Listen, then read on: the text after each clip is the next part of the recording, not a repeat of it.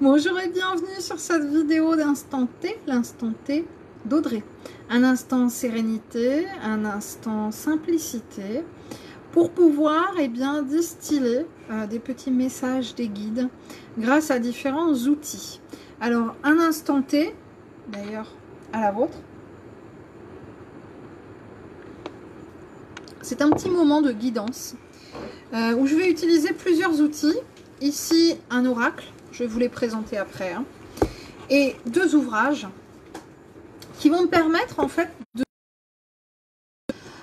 à la personne concernée, donc c'est-à-dire ici Audrey qui a commandé cette séance, mais aussi peut-être à vous qui regardez en live ou en différé cette session, parce qu'on n'est jamais, on ne tombe jamais sur une vidéo par hasard. Si on tombe sur une vidéo, c'est qu'elle a quelque chose à nous dire, c'est qu'il y a un message à nous transmettre. Donc peut-être qu'ici et maintenant, dans cet instant T, certains messages vont vous parler, résonner en vous. Et c'est donc avec beaucoup de gratitude que je remercie Audrey de partager. Premier outil, donc un petit jeu de cartes qui s'appelle le guide de vos émotions. Alors LTZ de Aude LG qui ajoute un petit ouvrage comme ça. Donc on a des petites cartes, je vais les touiller pour pouvoir... Oh, il y en a une qui est tombée. Voilà, c'est jamais un hasard quand il y a une carte qui tombe comme ça, je le dis toujours, hein, dans un oracle. Alors je continue de les remuer, de les mélanger, mais je vais garder la carte qui est ici justement pour la délivrer à Audrey. C'est la carte des sentiments.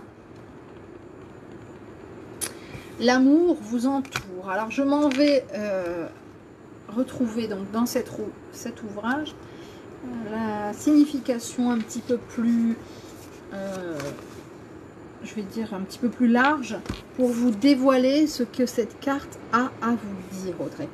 Profitez de l'amour qui vous entoure, une vie sentimentale s'annonce, votre couple s'épanouit, vous épanouit, pardon. C'était un beau lapsus, c'est très bien comme ça. Donc on est aux pages 84-85. L'amour propre, l'amour que je porte aux autres, les sentiments amoureux, amicaux, familiaux, tous ces moments de partage et d'échange. Je profite de chaque personne, de chaque moment. Je ne m'isole pas de l'amour, des sentiments pour me préserver. J'aime pleinement. Vivre, c'est aimer. Combien de personnes j'entends me dire « Oh non, mais moi c'est fini, je me remets plus avec personne » ou « Je fais plus d'efforts parce que de toute façon, après c'est pour souffrir ». J'entends très souvent ça. Et donc ici, dans cette guidance, avec cette carte qui est donc liée au sentiment, on vous dit au contraire d'aimer, parce que la vie c'est aimer, et il faut aimer pleinement, quel que soit notre entourage, la situation, etc. On vous dit aussi pour cette carte, les différents sentiments peuvent se révéler de maintes façons.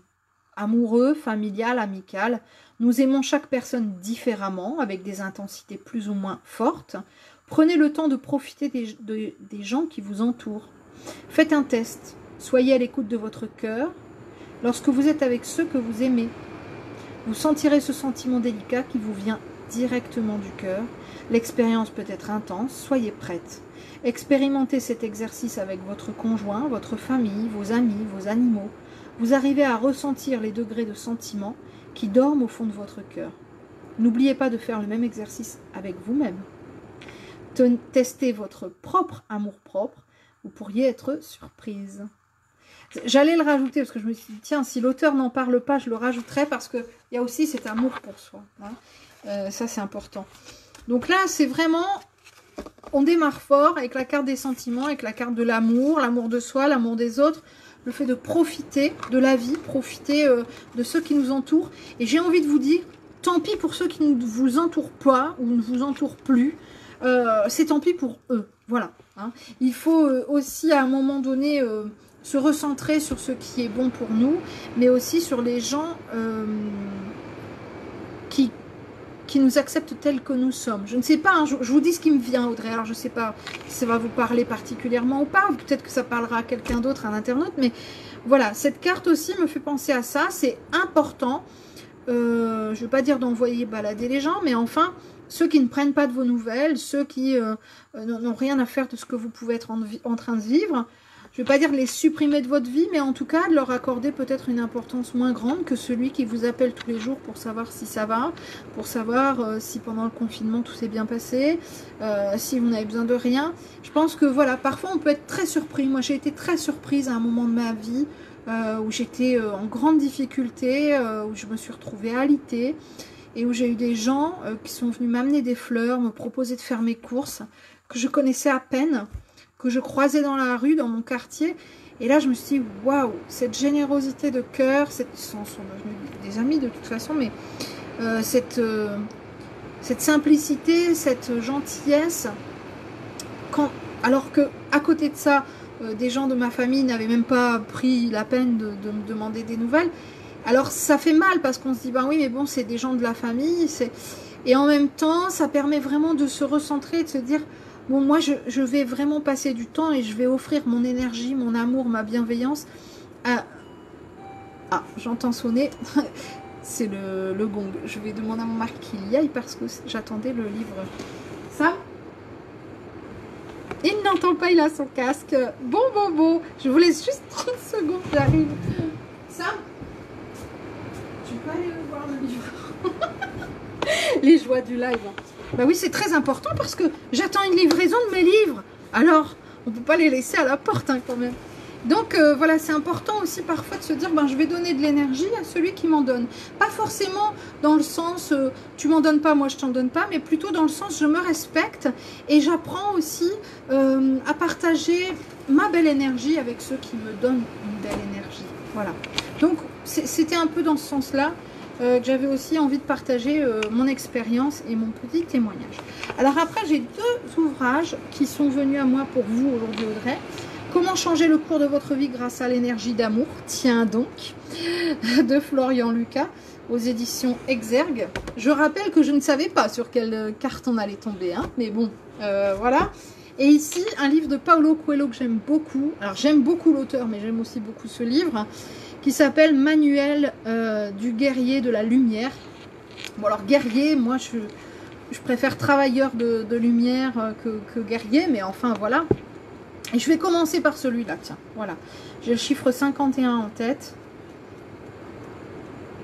Alors, les guerriers de la lumière, ce sont toutes ces personnes qui œuvrent pour l'humanité, quel que soit, qu'on soit médium, chaman, mais aussi infirmier, policier, gendarme, pompier. Ce sont toutes ces personnes qui ont envie d'aider les gens, qui ont envie que la Terre aille mieux. Je pense notamment à toutes ces... d'agriculteurs bio, de personnes qui font de la permaculture, tous ces gens qui travaillent aussi dans l'éducation bienveillante, je pense aux écoles Montessori, enfin voilà, il y a plein de nouveaux et très très beaux exemples qui me viennent en tête. Et donc, moi, personnellement, je mets toutes ces personnes-là. On est guerriers de la lumière, on est... on œuvre dans la lumière lorsqu'on veut œuvrer dans l'amour et dans l'amour de son prochain. Alors, page 51, on nous dit « Le guerrier de la lumière médite ». Petit message subliminal pour vous, Audrey, travaillez la méditation. Il s'assoit tranquillement dans sa tente et s'abandonne à la lumière divine. Il fait le vide dans son esprit et ne pense à rien. Il se détache de la recherche des plaisirs, des défis et des révélations, et laisse ses dons et ses pouvoirs se manifester.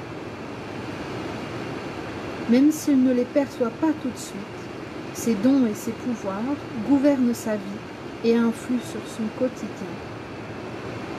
Tandis qu'il médite, le guerrier cesse d'être seulement lui-même et devient une étincelle de l'âme du monde.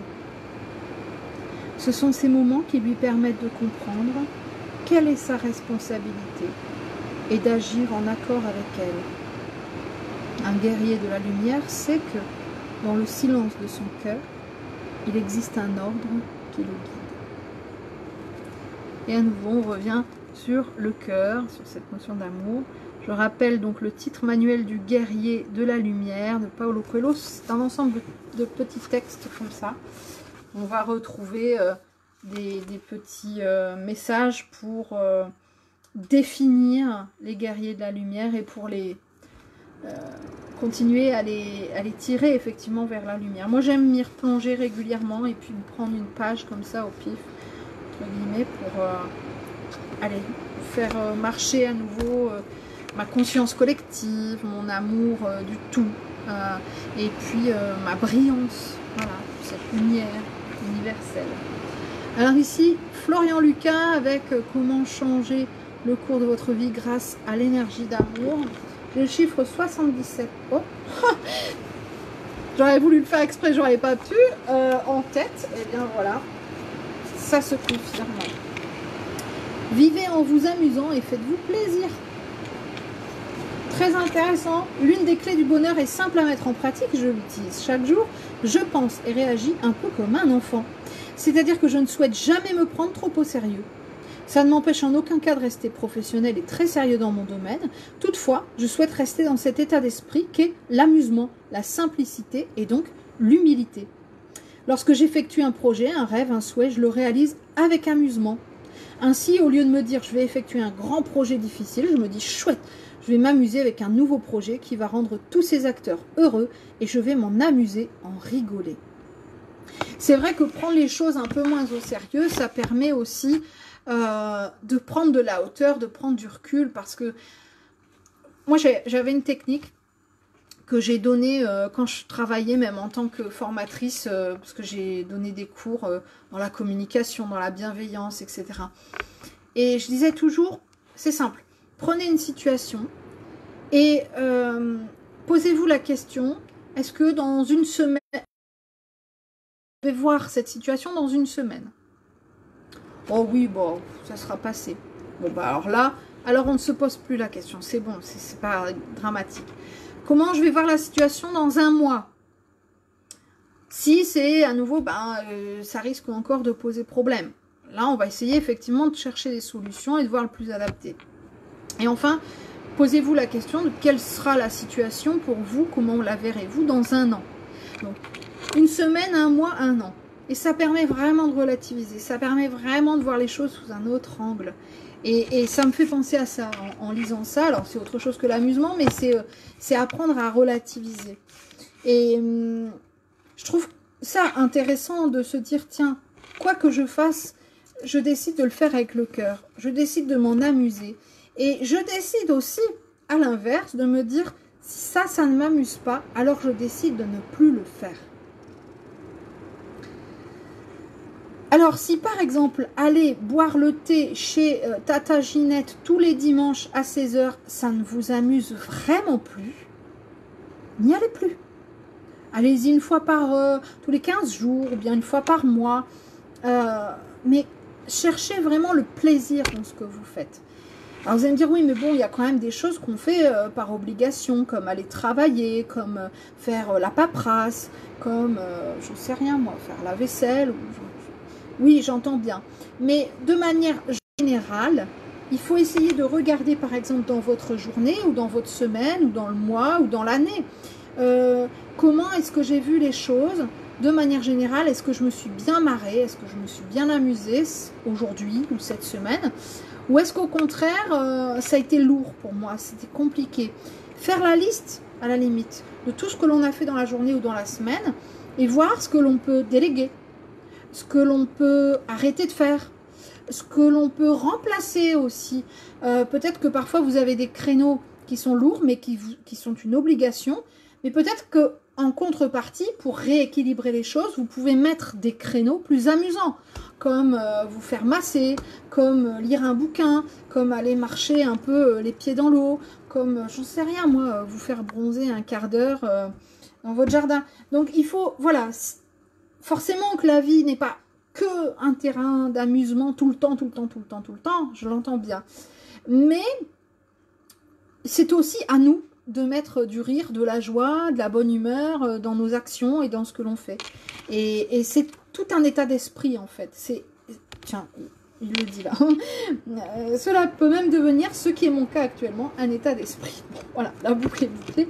Donc c'est vraiment important d'essayer comme ça de se positionner dans la joie. Et ce qui ne me met pas en joie, est-ce que je peux le déléguer, m'en passer, refiler le truc à quelqu'un? Est-ce que je peux le repousser? Enfin voilà, pour essayer d'être au maximum dans ma journée en joie. Et si ça ne me met pas en joie, mais que je suis quand même obligée de le faire, est-ce que je peux voir ce que ça m'apporte? Alors peut-être que ça ne me met pas grandement en joie, peut-être que ça ne m'amuse pas plus que ça, mais par contre, c'est vrai que ça m'apporte suffisamment d'argent pour me permettre d'aller dans un parc d'attractions, d'aller manger une glace avec une amie, d'aller passer un week-end dans Thalasso. Voilà. Ce que je fais, je dois trouver de la joie dans ce que je fais. Donc, c'est sûr qu'aller bosser à l'usine avec des horaires pas évidents, c'est pas forcément le truc qui me met le plus en joie. Mais quand je vois derrière que ça me ramène un petit peu d'argent pour me payer une nouvelle paire de pompes ou pour me payer un bon resto avec mes parents, eh ben, c'est ça qui me met en joie. Donc, ce qui me motive un peu moins finalement, la finalité de ce truc qui n'est pas super motivant, eh ben, la finalité, elle est quand même la mise en joie pour moi. Vous voyez un petit peu, donc c'est ça, cet état d'esprit. Voilà. Merci beaucoup Audrey d'avoir partagé cette séance avec nous. Moi personnellement, elle m'a mise en joie. Gratitude vraiment pour ce partage. Peut-être que vous aussi, ça vous a parlé. Je vous souhaite une très belle fin de journée.